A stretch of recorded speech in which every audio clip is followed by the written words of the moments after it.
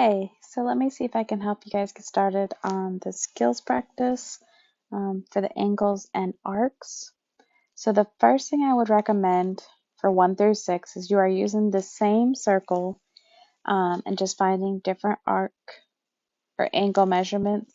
What I would do first is I would find out the value of x and all of the angles before trying to answer any questions. So I would look just at the circle, I would ignore the questions and just focus on this. Okay, remember a straight line, which is what happens right here, these three angles put together, always total 180 degrees. So I know that 4x plus 15x plus 3 plus 7x minus 5 is going to equal 180.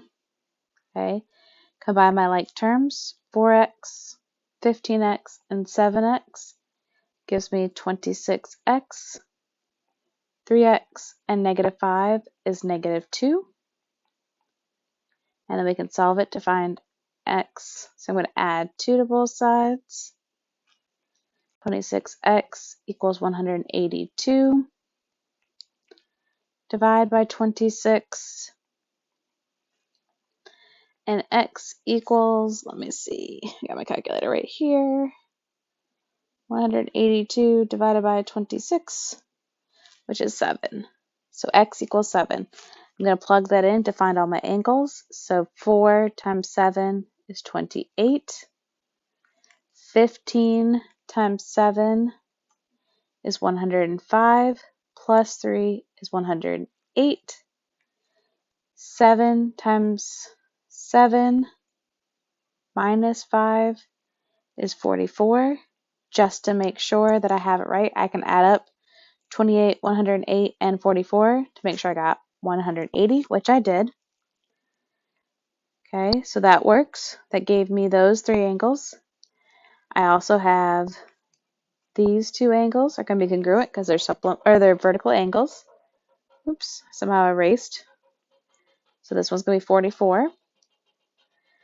And last but not least, I know these two angles make a straight line, so they have to total 180. So 180 minus 44 is 136. That helped me find all of my angle measurements. And once I have all of my angle measurements, I can quickly answer the questions that go along with it. Okay, so all it's asking me is for the angle measurements. So remember, in order to do them, you follow along the letters that it's listed. So the first one says E, R, D, which tells me that I am looking at this angle right here, which we said was 28 degrees. Okay, and you'll continue along just reading the circle now that you have the values. Same idea with the questions for 7 through 14. Fill in what you know. PAU is 40 degrees. PAU is the same thing as SAT, so that also has to be 40 degrees. RAS, so RAS and TAU are congruent. Okay, this one right here is 90 degrees. Zoom in so you can see it a little better.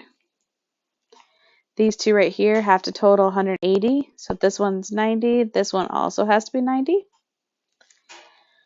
I can do this one of two ways. I can look at this straight line here and figure out what it is. I can look at this straight line here. I'm just going to look at the straight line here. Straight lines have to equal 180. I already have 130. What's left but 50 degrees? If this one's 50, this one's also 50. Okay, and you're going to find the arc. So remember, the arc is the same thing as the angle that it creates. So for question 1, it says the arc PQ. So from P to Q, if you see the angle that creates it was 90 degrees, the measurement of that arc is 90 degrees. Okay, follow along with the letters. So for example, the next question asks for PQR. So you're going to ask for that whole arc, which we see is 90 and 90. We'll add it together, 180 degrees.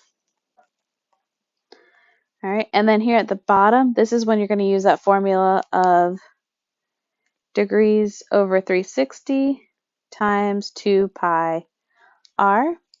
You are using the same r each time. So if my diameter is 18, that means my r is going to be 9 because it's half of it. Okay. And for each one of these, you're going to find the actual length. So use this formula, okay, to find the length of your degree, or to find the length of your arc. Pay attention to which angle it tells you the measurement is, and you will be able to find the arc. All right, hopefully that answers some of your questions.